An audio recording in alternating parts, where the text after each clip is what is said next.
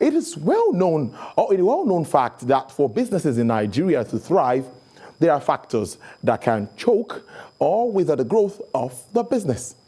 These factors range from power to government policies and various economic instabilities. Amidst all that, one of the leading local manufacturers, distributors, and marketers of food and beverage in Nigeria, Rite Foods Ltd, incorporated in 2008, has been one out of many Nigerian-owned businesses that have proven to stand out against all odds. Well, it is not surprising, therefore, that in just a few years of being in business, the company has almost overtaken giants in the line of business, succeeding in harsh economic climates to stand out in order to manufacture products that are of best qualities and internationally acceptable. Now, as a result of this outstanding success in its round-the-clock operations, Rite Foods has continued to satisfy its numerous consumers with the production, distribution, branding, and marketing of world-class quality foods and beverage as it rolls off tens of thousands of products into the market daily. Well, joining me live in our Lagos studio to give more insight into its new prospects for business integration, I'm opportunity to have the Managing Director, Rite Foods Ltd, Mr. Selim Adegunwa. Did I get any more? Yeah. Thank you so much, Mr. Adegunwa. I appreciate your time. Well, very interesting intro there, you know, all Nigerian brand. But before we go there, the company was first known to produce sausages and all of it, but all of a sudden, carbonated drinks, energy drinks, and all that came into play. Can you take us through how you got here? Well, actually, it's interesting you say all of a sudden, because it was actually, you know, if you take a look at our name, we have S at the end of foods. Yes. So it was always right from the onset. We have a list of to-do list. So always simply doing it, just releasing it one after the other. So yes, we started with the sausages, then we moved, the natural progression once you have food is something to drink. So we moved on to the carbonated soft drinks, and then thereafter we have the energy drink. We still have a lot more other products as well coming out. So yes, it will always seem like all of a sudden to the consumer, but in our books, it's all part of our blueprint. Wow, so that S already was there, so we should be expecting that. That's but right. well, let's now challenges, you know, with this transformation and this growth. How has it been in Nigeria with our climate? You know, we're talking earlier about the economy and all of that. Yes, you know, for us, really, I think the greatest transformation is being a Nigerian brand. So one of the things we discovered very early on was there's a need to change the philosophy and the mindset of people to understand that yes, you're 100% Nigerian, but you can operate on a world-class standard. So one of the things we had to do was change the mindset with consumers and also even the supply chain, you know, your distributors, and having people to have interest in them. We talked today because the brand now is going on, 5 years on the beverage side now. So we talk from a different perspective, but I know what it was like 5 years ago, where nobody seemed to want to touch it. So there was a need to change the mindset. And once we change the philosophy, you change your thought pattern. And once you change your thought pattern, your attitude changes, which of course leads to behavioral, and then people take action. Yeah. So today, you know, it's a lot more easier. But for me, that seems to be the greatest challenge, which is always for people to be able to be comfortable with a 100% Nigerian brand.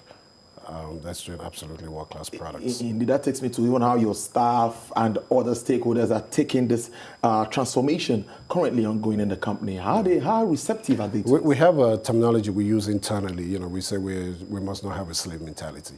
And that is very much what we all use internally. So our internal team understand this quite well. And same thing with our stakeholders. They've gotten used to the fact that, okay, when you're working with Rite Foods, you really must come to the table with your A game, because these guys operate on the world-class standards. This also caught me truly world-class and proudly Nigerian. I'm always very proud of that Nigerian brand, yeah. Because I'm waiting for that time where we also come on air and we have all Nigerian, all we wear will be all Nigerian, yeah. But I think we'll get to that point. But tell us, why that statement, truly world-class and proudly Nigerian? It was actually intentional. If you notice, we put the truly world-class first, yep, before the proudly Nigerian, because that's really what it's about. You know, before you start claiming your nationality, you must have, you know, why shall I patronize you without losing value with the competing brands. So the first thing is to ensure that your product matches anything produced in any other parts of the country, Asia, Europe, or anywhere else. And then the proud Nigerian bit of it is just to keep reminding ourselves that, hey, and talking to fellow Nigerians at the moment, that if you're already not thinking Nigerian, you're not thinking buying Nigerian, you need to get with the program, because there are people doing this, and we have quite a lot of people doing this already. So we're very intentional about that. I remember when we wanted to start, I wanted to put the Nigerian flags on our bottle. And, we had a lot of people skeptical. About it? Yeah, that once you put the Nigerian flag on the bottle, then that means it's inferior. But look at it today. No. It's a non-issue. And now we've even got the multinationals all putting Nigerian flags on their bottles. True. So I think it's been quite an achievement. Wow, that was a great one, great move there. Now, COVID-19 has come with its impacts, and all businesses are faced with it, particularly when we talk about Forex and scarcity of Forex for business people like you. How has it been? We must ask you, how have you coped with this? It's been quite a challenge, as you say, for everybody, especially for people with your raw materials. Yes. Trying to get in your raw materials. It's been quite a bit of a challenge. Fortunately for us, we keep a fairly large inventory. So you've not been able to be as impacted as some of our suppliers have been. But yeah, you're absolutely right. It's been quite a bit of a challenge. We're looking inwards, maybe one way or the other? We've always done that. Great. With a lot of our raw materials, much of it is actually locally sourced.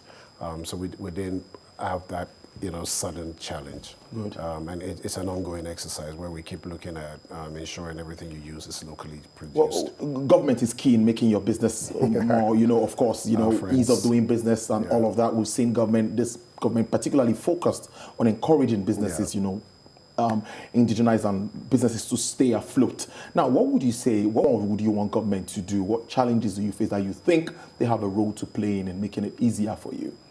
I'm not sure if you say what more or just them doing their job. That's true. Yeah, it's the basics. Considering the Nigerian factor, maybe they'll do more. I agree with you. It's their job. It needs to be done. Access to roads, access to market, power, ease of doing business. Fortunately for us, we're located in Ogun State. So we have a very good listening ear over there. So they put in quite a bit of an effort. But like you already mentioned, there's a lot more that can be done, and it's basically what we will consider as the basics. Really, just them doing their job. Indeed, the manufacturing sector needs a lot, just to get it better. But let's now look at your products again. Interestingly, what would you say about distribution? How has it been across the country, and how are Nigerians also taking it? We're nationally, we distribute nationally. Oh, so we're all over. There really wouldn't be a location that you wouldn't find the product. So that has been quite an interesting exercise. You asked how consumers are receiving it? Quite well. I mean, when you take a look at our energy drink, for example, with Fearless, it's a product that is grossly the market leader with unrivaled, really. So the products are well received, and it can be found nationally. Now, to something also very important, that's about the sponsorship and some big ticket media assets. At this very time where all companies are crying, you know what it means. Now, what's driving this one, and what more can we know? What's driving this? All the sponsorships you see us doing are actually very much in line with our marketing strategy. We have a song this year, which is about brand equity, brand building. And so this falls in line with that, whereby the narrative of driving to make sure that our target audience find our brands the go-to brand. While at the same time, we must make sure that we find partners that we can find mutual benefits with. So it's very much all in line with our marketing strategy. I know, what more would you want Nigerians to know? Because you're really doing very well. I must congratulate you with all of this that we've seen. What more do you want Nigerians to know about Rite Food? That's a $1 million question. The brands, the products are absolutely world class. From production, I'm talking your raw materials, your inputs, your economic, your being green, and doing everything as it should be done. And that is a brand that I think everybody should be proud of. I always encourage people to visit our websites, visit our YouTube pages. You see the factory. And even better still, visit the factory as well. We are very open to that, so people can see that when we claim world class, it's not just a slogan, it's a statement of fact. Wow. That's a really good way to live it, because I wanted to ask you we've already said what you have for Nigerians and for Nigerian, for consumers, they still want more. The energy drink and the carbonated drinks, Nigerians want more. When if you take a look at what we've done even today, yeah. Even with the carbonated drinks, we have the most flavors than any of the competition out there. So we are the most innovative brand. We've got 11 flavors of carbonated drinks. We've got 2 of the energy. So in total, as of today, we're already on 14 different flavors, which our competitors are not doing. So already, yeah, but you're right. There's a lot more to come, and we're looking forward to that. Nigerians should expect more of that. Absolutely. Mr. Salim Adego, I must say, it's very, very nice having you on our show, and that thing keeps taking me back. Nigerian brand, 100%. It makes me have that feeling that, yes, Nigeria, we will get there. We're already there. Absolutely. I believe so. Absolutely. Thank you so much for spending your afternoon with us on Business Nigeria and, talking about all of this. Thank you so much. I appreciate this.